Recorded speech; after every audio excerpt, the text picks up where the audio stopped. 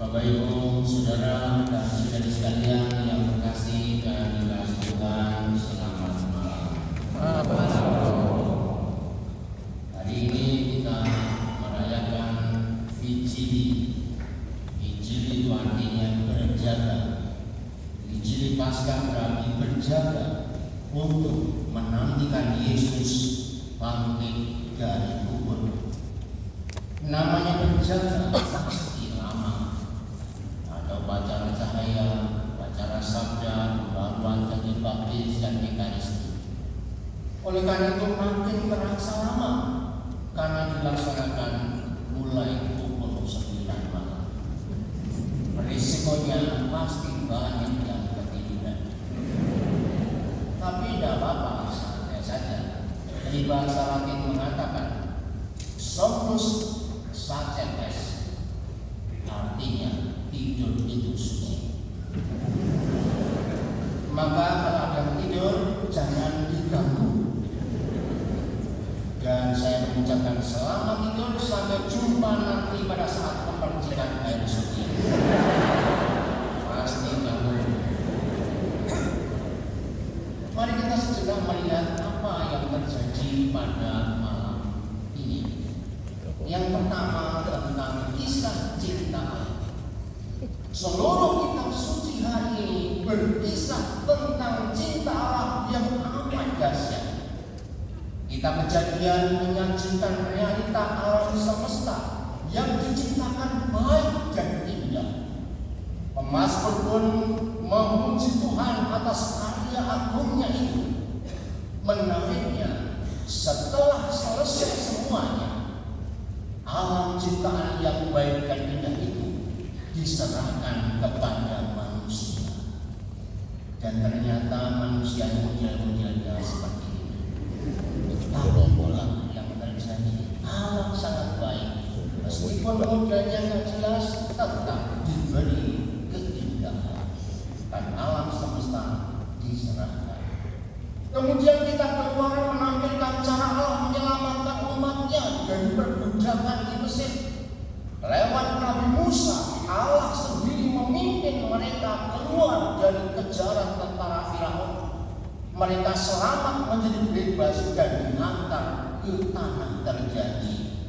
Maka bangsa Israel tidak pernah lupa akan peristiwa ini, selalu menyanyikan itu sepanjang waktu. Orang yang mengalami pengalaman indah dengan Allah tak pernah bisa terlupakan. Dan tidak hanya sebatas itu, Nabi Yesaya tadi melukiskan Tuhan menyediakan pesta yang amat besar. Semua orang boleh datang tanpa harus mengisi Google Form, nggak perlu. Karena seringkali kalau nggak mengisi itu nggak boleh masuk, artinya nggak perlu. Semua orang boleh menikmati tanpa bayar. Semua cara dilakukan oleh Tuhan. Karena Tuhan ternyata tidak bisa tenang sebelum manusia selamat dan bahagia bersamanya. Itulah kesimpulan tentang kisah cinta Tuhan yang termuat di dalam kitab suci, bahwa Tuhan tidak pernah bisa tertidur puas ketika manusia tidak selamat dan bahagia bersamanya. Maka berbahagialah Anda yang hari ini mendengar kisah cinta Tuhan ini di dalam malam ini. Meskipun ya kadang-kadang meskipun itu sepertinya indah, tapi yang tetap bisa main HP, ya toh? Iya, ya apa juga, karena HP adalah sarana menemukan Tuhan. Bagi yang nemu kalau banyak.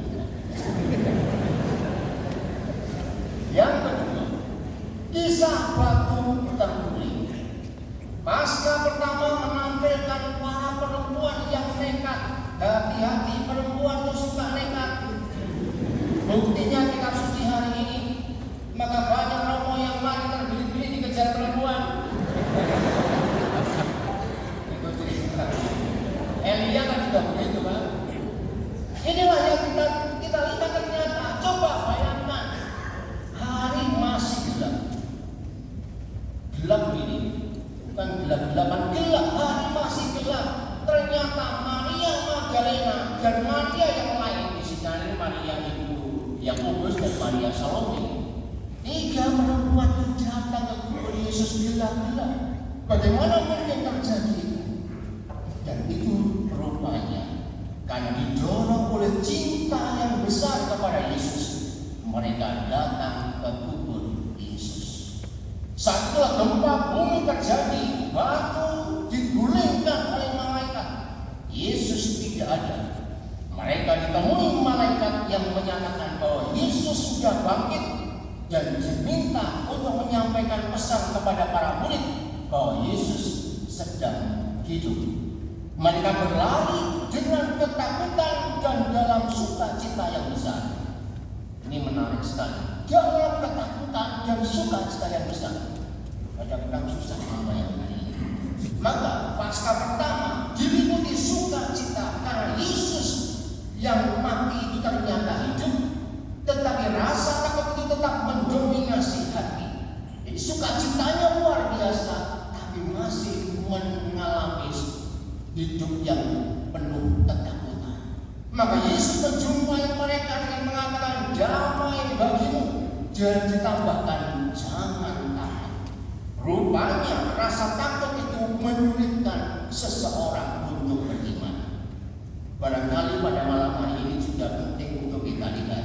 Kita hari ini merayakan Fitri Paskah, namun persoalan hidup kita tetap ada. Kesulitan juga tetap kita alami, hambatan tetap terjadi, utang belum terbayar juga, cicilan rumah juga belum lunas, dan lain-lainnya. Meskipun kita mengikuti visi Paskah, nggak mungkin lebih langsung utangnya lunas, nggak juga. Persoalan kita tetap terjadi.